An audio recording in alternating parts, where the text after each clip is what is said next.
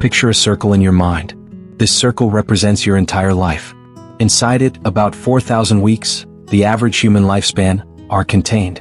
Each passing moment quietly erases what came before it, lost forever, never to return. Now, imagine shading in the portion of that circle that represents your working hours.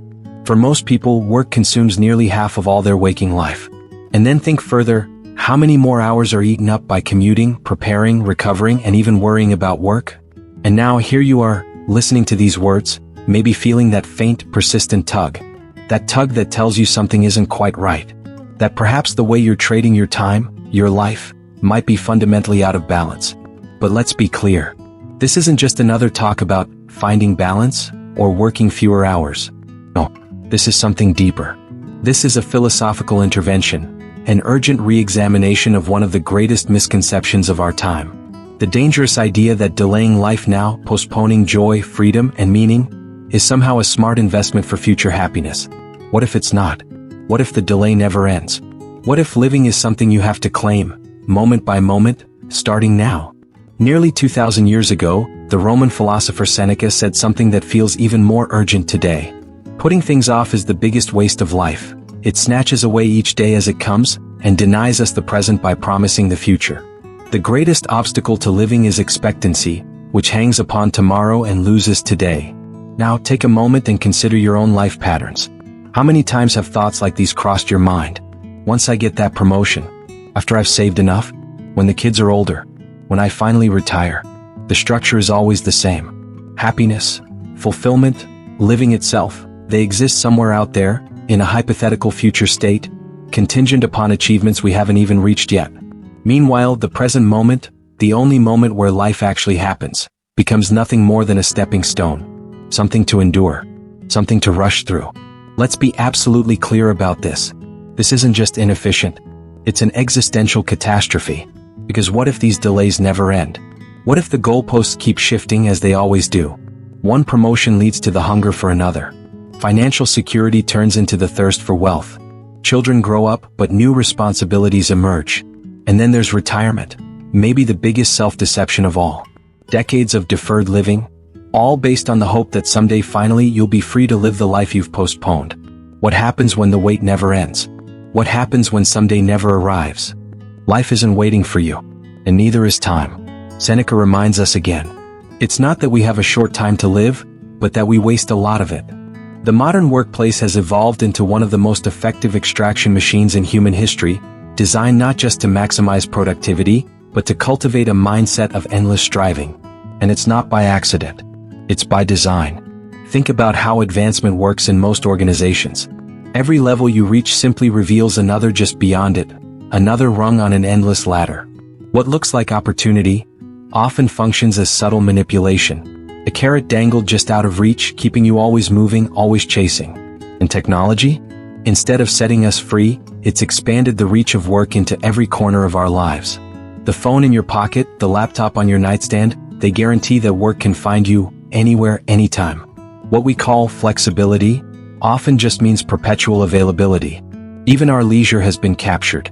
Social media platforms, engineered by experts in behavioral psychology, don't just entertain us. They monetize our attention. They turn our rest into work. And maybe the most dangerous shift of all, we've internalized the values of the marketplace itself. We measure our worth by our output. We talk about investing in ourselves and building our personal brand, without realizing we're using the language of commerce to describe our own humanity. At some point we stopped just working. We became the work. But here's the thing. It wasn't always this way.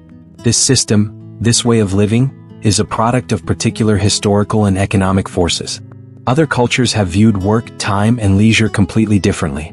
The ancient Greeks, for instance, saw labor as something necessary, but ultimately a distraction from the true purpose of life. Philosophical contemplation, civic engagement, and the cultivation of virtue. Even Seneca, who lived a life of wealth and political influence, warned that worldly success must never eclipse inner wisdom. He wrote, "The primary sign of a well-ordered mind is a man's ability to remain in one place and linger in his own company." So let me ask you, can you do that? Can you sit quietly with yourself without feeling the creeping urge to do, to produce, to perform? Or has even your stillness been colonized? At some deep, often unspoken level? We already know the paradox. Chasing external success at the cost of inner peace eventually destroys both. We know it, but knowing it and living it? Those are two entirely different things. Seneca, nearly 2,000 years ago, offered a radical alternative. The concept of satis, meaning enough. Not as giving up, not as shrinking your ambitions, but as a conscious, courageous act of declaring sufficiency. So let me ask you, what would enough look like for you? Not compared to your colleague's salary, not your neighbor's house, not the highlight reel of your old classmate's career, but in terms of your own flourishing, your real human thriving. What material comfort is truly necessary for your needs? What level of professional accomplishment would feel like a deep, authentic contribution, not a performance? How much of your time and attention would be enough to nurture the relationships that truly matter? This is not about limiting yourself artificially. It's about conscious boundaries, about recognizing when more stops adding value and starts draining it. Because here's the truth. The 10th hour of work in a day rarely produces anything near the value of the first. The third luxury car doesn't bring proportionate happiness beyond the first. And the 50th hour spent scrolling social media offers almost nothing that the first didn't already give you. When we define enough, we step off the endless treadmill of striving. We reclaim work as a tool, not a master. We free our lives for purposes richer than endless accumulation. But I won't pretend it's easy.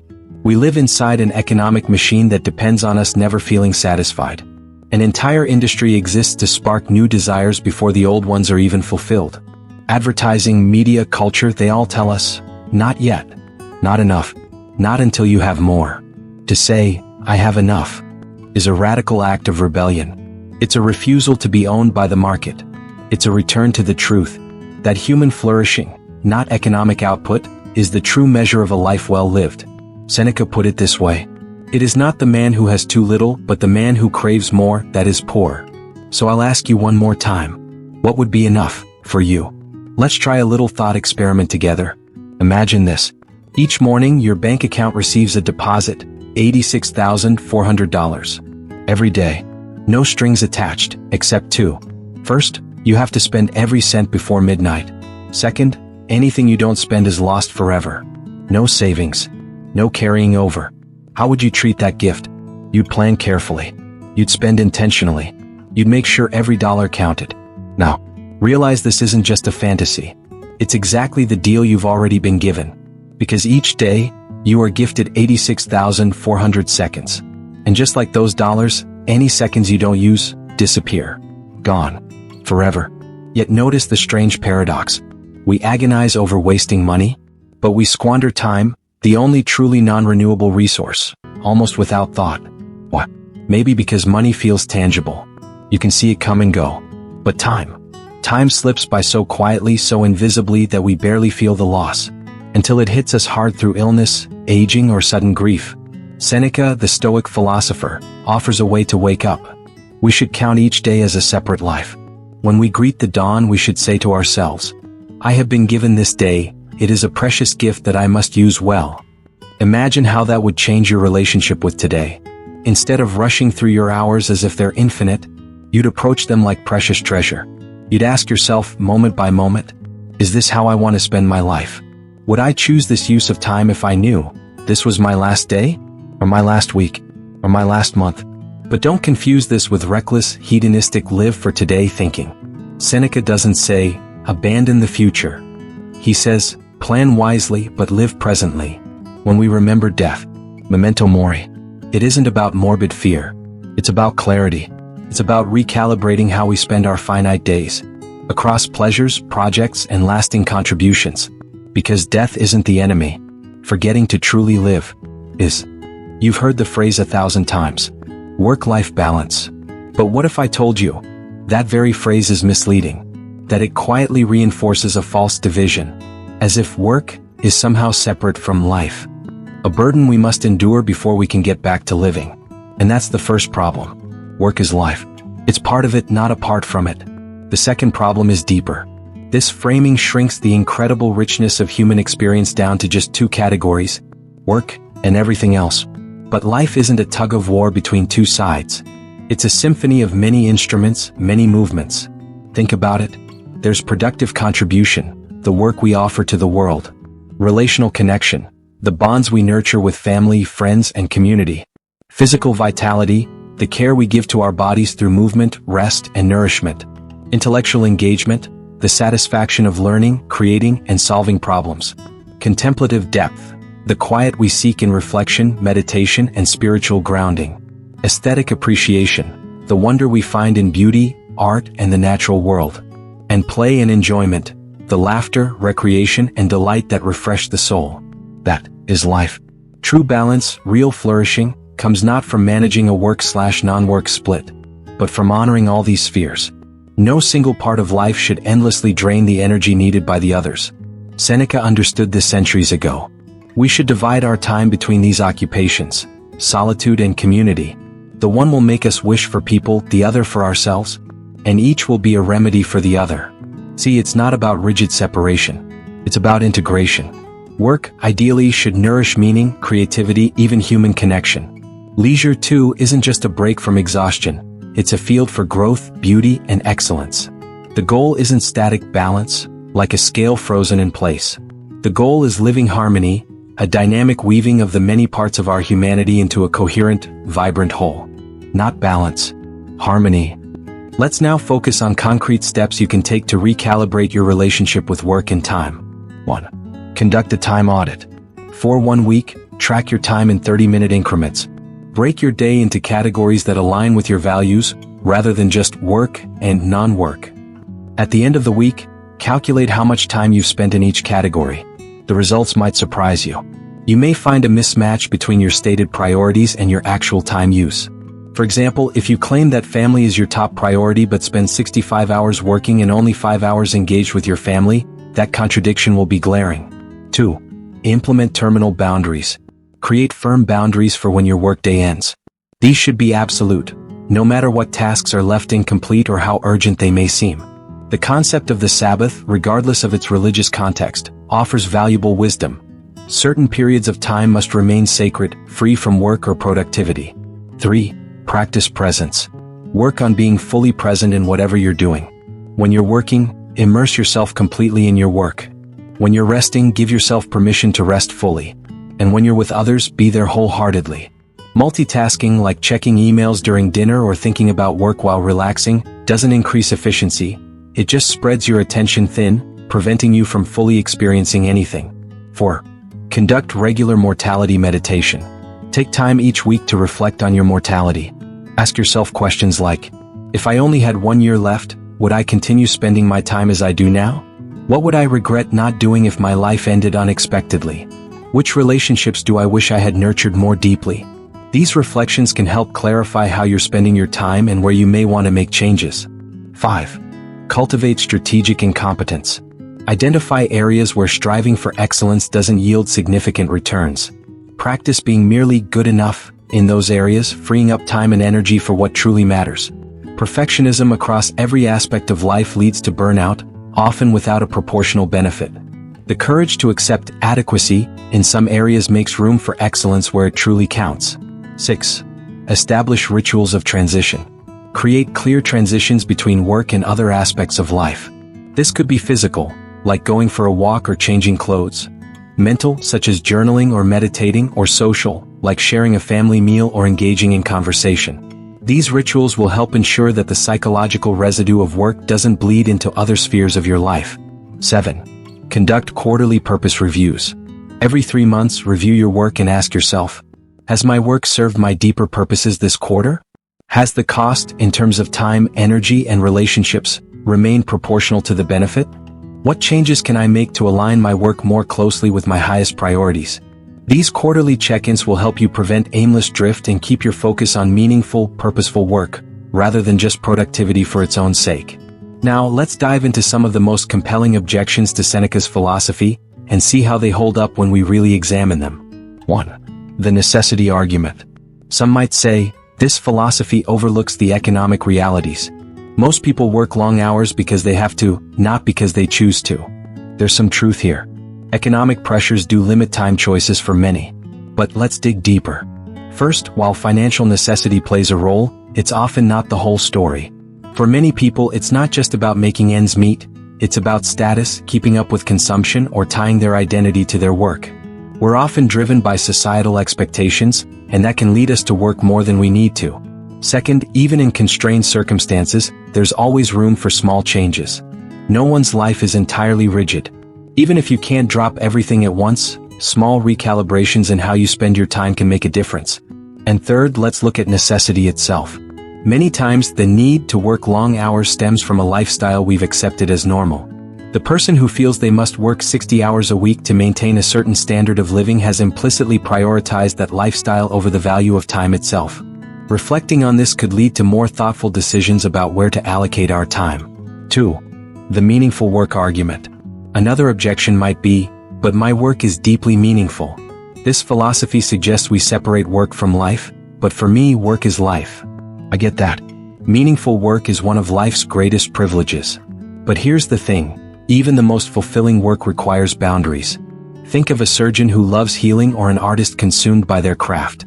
Both still need rest, personal connections, and time to recharge. No single domain, no matter how meaningful, can meet all our needs. Even Aristotle, who revered excellence in work, emphasized that we need a rich, balanced life. If we pour all our energy into one area, we may find ourselves neglecting others that are equally vital to our well-being.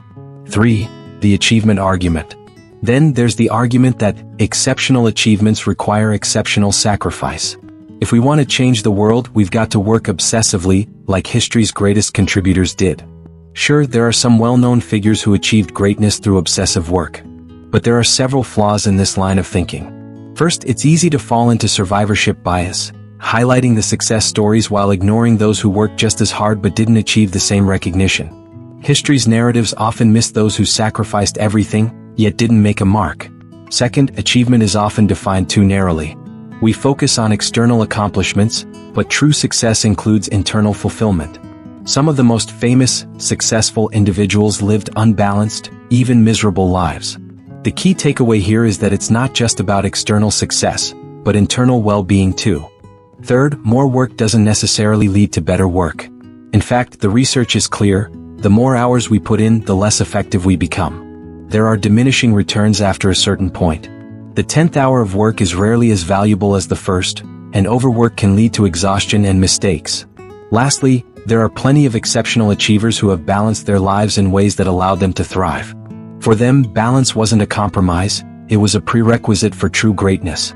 They understood that true success comes not from constant work, but from being well-rounded and making time for what truly matters. As we've explored the practical side of time management, we now confront a deeper philosophical question. What does it mean to live a life well lived? In our modern culture, the narrative often centers around continuous achievement, acquisition, and advancement. Success is defined by external markers, career growth, financial wealth, and the attainment of status. But Seneca offers us a different lens through which to view life. A life well lived is one aligned with nature and reason, characterized by virtue, tranquility, and deep engagement with the full spectrum of human experience. These two perspectives lead to dramatically different ways of spending our time. The first pushes us into a cycle of constant acceleration, always chasing the next goal, the next milestone. The second, however, invites us to engage in alternating rhythms of action and rest, of giving and receiving, creating space for reflection, connection, and meaningful living. The stakes here go beyond just how we schedule our days. This is about the very essence and purpose of our lives. Picture your life as a circle, a finite span of time. Each day, a portion of that circle is shaded, representing time that has passed. The blank space, time still ahead, shrinks daily, and its total length is something we can never fully know. Now, what if you discovered that your circle was nearly complete? What regrets might arise? What would you wish you had spent more time on? What activities would suddenly seem insignificant, and what relationships or passions would demand your immediate attention? Seneca's wisdom asks us to live as if our time were already running out. He famously said, "You act like mortals in all that you fear, and like immortals in all that you desire." We fear death, yet we live as if time were limitless, constantly putting off what matters most. This perspective urges us to live with a greater sense of urgency, not out of panic but out of intentionality. Time is finite, and the way we spend it is what ultimately defines our lives. Rebalancing our lives isn't just about learning a few time management tricks. It takes courage. Courage to question society's definition of success, courage to set boundaries that others might not understand, and courage to prioritize what truly nourishes our inner selves over external validation. But this courage doesn't come easy. It's grounded in having a clear understanding of what really makes life worthwhile. Without that clarity, we're vulnerable to distractions, always putting off what matters most for some future, better time. Seneca's wisdom is timeless because he didn't just speak to the problems of his own era. He spoke to something deeper, the way we deceive ourselves about the value of our time. His message to us today would be, the life you keep putting off is the only one you have. There's no dress rehearsal, no practice round. This moment, right here, right now, is your life. Just as real as any future version you've imagined. So think about it. What would change if you lived each day with this awareness? How would your priorities shift if every decision was made with the understanding that your time is limited? What would drop off your to-do list as no longer important? And what might rise up, suddenly urgent and essential? These are the questions that can completely transform how we live. It's not about stacking up achievements, it's about how we choose to spend each of our irreplaceable moments. Remember, tomorrow is always one day away. But today is where life happens. So choose wisely. If you enjoyed this episode and want to keep exploring these big ideas, don't forget to subscribe, comment, and share this with someone who needs to hear it. I'd love to hear your thoughts on how you're planning to live more intentionally, so drop a comment below.